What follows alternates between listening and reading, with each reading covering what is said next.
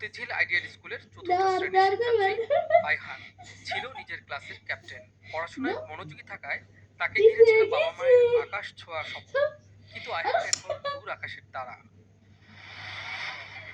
মঙ্গলবার বিকেল ৫টার কিছু পর রাজধানীর মালিবাগের জিএস হাসপাতালের অপারেশন রুমে সুন্নতে খতনার জন্য এনেস্থেসিয়া দেয়া হয় শিশুটিকে, যাতে গভীর ঘুমে তলিয়ে যায় আইহান। পরিস্থিতি খারাপের দিকে যেতে থাকলে আরেকটি হাসপাতাল থেকে আনা হয় চিকিৎসক, কিন্তু পরীক্ষা করে দেখা যায় চিরু ঘুমে চলে গেছে শিশুটি।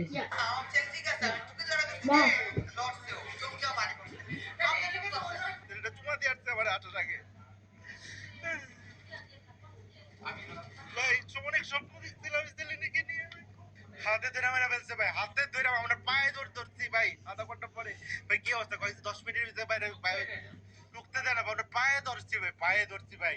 ওনাকে জিজ্ঞেস করেন, মানে পায়ে ধরা পর্যন্ত ছিলাম আমি ভাই, কি কিছু একটা ব্যবস্থা করেন। উনি বলতে ঠিক হয়ে যাবে, ঠিক হয়ে যাবে। এই যে দেখেন নিঃশ্বাস নিচ্ছে অটোমেটিকলি নিঃশ্বাস নিচ্ছে। আসলে অটোমেটিকলি নিঃশ্বাস নিচ্ছে না, এর আগেই দেন। ঘটনার পর আইহানের মরদেহ ফেলে পালিয়ে যায় হাসপাতালের স্টাফরা। পরে দুই চিকিৎসককে হেফাজতে নেয় পুলিশ। বাচ্চাটাকে লাশ আমরা পোস্টমর্টম করেছি, আমরা মামলা নিয়েছি। এই ঘটনার সাথে যারা থাকবে, তদন্তের মাধ্যমে যারা আসবে তাদেরকে আমরা জিজ্ঞাসাবাদ অথবা তাদেরকে আমরা আটক করব। খুব দ্রুত সময়ের ভিতরে এই ঘটনার পুলিশের রিপোর্ট আমরা বিজ্ঞ আদালতে দাখিল করব।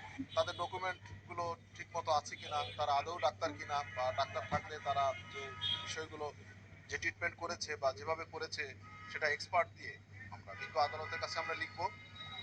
তো তার এক্সপার্টের মাধ্যমে আমরা এই বিষয়গুলোকে যাচাই বাছাই করব। প্রত্যেকটা বিষয়ে তদন্তের ভিতরে চলে আসবে ইনশাল্লাহ। এবং এরকম একটা বাচ্চা, এরকম ছোট একটা বাচ্চা, আমাদের এই মুসলমানের কারণে একটা বাচ্চা এরকম মারা যাবে, এবং এই ঘটনা আগেও একটা ঘটেছে। এটা আসলে খুবই দুর্ভাগ্যজনক এবং এটা হতে দেওয়া যায় না, কোনোভাবে এটা হতে পারে না। আমরা এই বিষয়টাকে অত্যন্ত শক্তভাবে দেখছি। খবর পেয়ে হাসপাতালটি পরিদর্শনে যায় স্বাস্থ্য অধিদপ্তর। বন্ধ ঘোষণা দিয়ে ঝুলিয়ে দেয় নোটিশ। শিশুটা মারা যাওয়ার পরবর্তীতে আইন শৃঙ্খলা বাহিনী অত্যন্ত দ্রুত গতিতে এই খুনিকে ধরা ফেলেছে এবং আমরা কালকে রাতেই অবহিত হয়েছি এবং আমরা সকল তথ্য সংগ্রহ করেছি। আমাদের যিনি অপারেশন করেছেন তার বিরুদ্ধে আমরা আমাদের যে বিভাগীয় প্রসিডিং সেটা আমরা নিচ্ছি এবং যিনি